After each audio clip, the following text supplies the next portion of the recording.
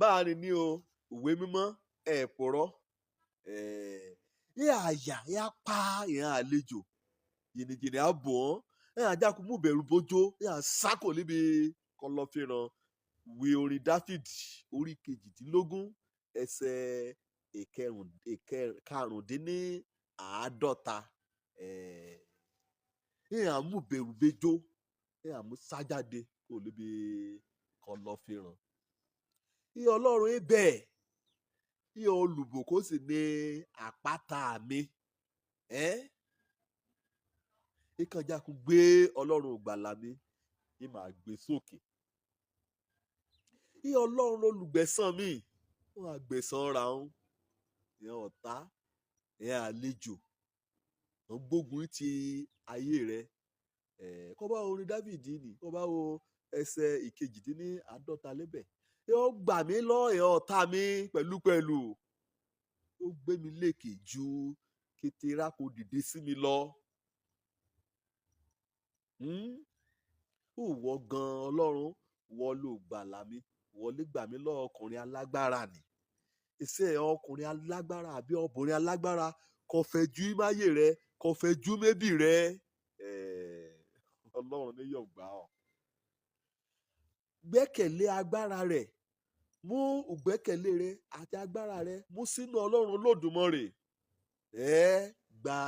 orúkọ rẹ̀ gbọ́ fún orúkọ rẹ̀ òun la bí ṣẹ́gun èṣù òun la bí ṣẹ́gun ayé òun la bí ṣẹ́gun àlejò ọ̀ràn kàn fẹ́ ọ lé sínú ayé ra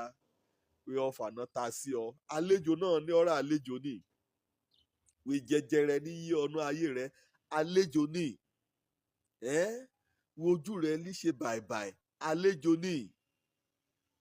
wí ọ̀nà mùsù rẹ wí ibẹ̀ lè ṣùgbà yí ọ lé sínú ayé rẹ àlejò ní wí làkúrègbé wí ẹjọ́ ọ̀rọ̀ ọ̀sẹ̀ rẹ ní gbádùn àlejò ní wí irú oríkẹ̀ fọ́ wẹ́ gbọ́rú rẹ̀ rí àlejò ní wí òbànújẹ́ ṣá àti rẹ̀wẹ̀sì wí onígbà ọkàn rẹ àlejò ní nínú sáàmù orí 18 ní ẹsẹ̀ 50 ṣùgbọ́n àyà apá ìhàn àlejò ó là kórí ọ̀rọ̀ mi sí ọ lónìí kó bá gba Ọlọ́run gbọ́ kó lè ké sí orúkọ nì kẹ́ orúkọ òun Jésù lórúkọ nì àyà apá ìhàn àlejò kẹ́ nínú àgọ́ ọ̀rà rẹ kó fẹ́ débí rẹ rú aṣojú ẹ̀mí òkùnkùn kété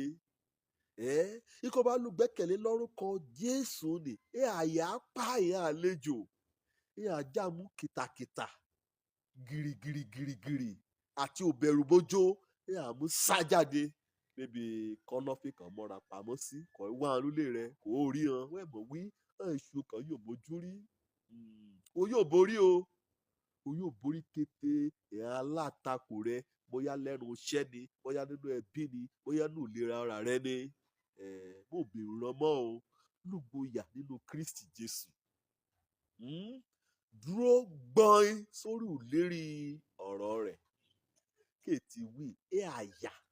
apá àlejò yìí ni túmọ̀ sí pé kíní kan ti ṣẹlẹ̀ agbára kan ti dìde ogun ń bọ̀ láti wó àlejò àrùn wàhálà làlúrí kẹ́ nínú ayé rẹ̀ ogun ti ń bọ̀ òun là yà á mú pa ohun àjèjì kẹ́ nínú àgọ́ ọ̀rà rẹ àlejò kẹ́ nínú àgọ́ ọ̀rà rẹ ohun burúkú kòkòrò ajẹnirun kọ ọnú oko àti àgbàná kọ ọnú èèó rẹ àyà pa àlejò àjàkú mú bẹ̀rù bójó àmúsá jáde kúrò níbi kọ̀lọ̀fín náà ṣé wọ́n gba orúkọ Jésù gbọ́ ṣé wọ́n lè gbàgbọ́ nínú agbára rẹ̀ ṣé wọ́n gbàgbọ́ wípé òun ní yóò gbé ọ sókè kẹ́ yọ lọ ìran líkú pani tí wọ́n gbàgbọ́ pé òun ní yóò gbẹ̀san rẹ lọ́ra ọ̀tá rẹ wọ́n bá ti já ọ lóòtòrùn bá nì àyà pa hàn àmú bẹ̀rù bójó sá kò níbi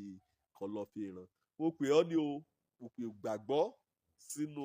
agbára kẹ́ nínú orúkọ Jésù Kristi nítorí náà lọ́lọ́run fúnra rẹ̀ gan jágbéga gidigidi ọjà kan mọ́rúkọ kọ̀ọ̀kọ́ kò ju kété orúkọ nínú ayé pé kàn bá ti dárúkọ rẹ̀ Jésù bá kíkété kún ìyàwó lẹ̀ àtúnkẹ́ lọ́run àtúnkẹ́ lẹ́sàlẹ́lẹ̀ àtúnkẹ́ lójú òfurufú kí tètè àhán kí a jẹ́ ọ́ àti eékún kí a jẹ́ ọ́ wí Jésù ní Olúwa. Òjó lórúkọ mi, ọmọ Àbálábíntán, agbára kọ́ wá ká inú Jésù Kristi inú rẹ̀ lẹ́yà ẹ̀ àyà pààyàn àlejò ọ̀ràn kan nínú ayé rẹ̀ ẹ̀ àmú bẹ̀rù bojo ẹ̀ àmú sá kò níbi kọ̀lọ̀fín ire o.